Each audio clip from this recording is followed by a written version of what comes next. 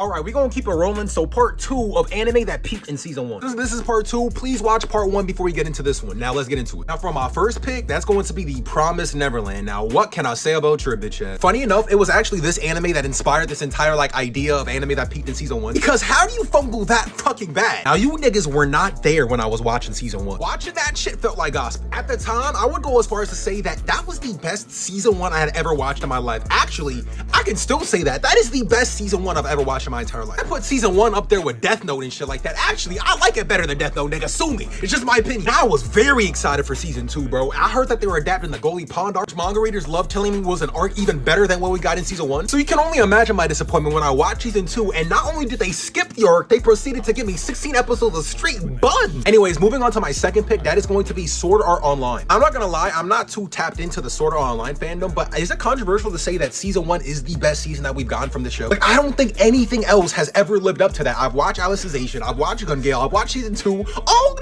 It's not good. It's not good. You gotta understand, when this bitch came out, because this is an old ass fucking anime, in the mid 2000s, this shit was the anime, bro. From the opening to the fucking just story and that fucking isekai type, okay, I'm in another world and if I die here, nigga, it was modern day isekai. I'm pretty sure if you were just getting to anime, Sword Art Online really put you on. It really made you feel like this shit is something. There's something to this medium. But I don't know. They just continuously fumbled after season 1. I could be tripping.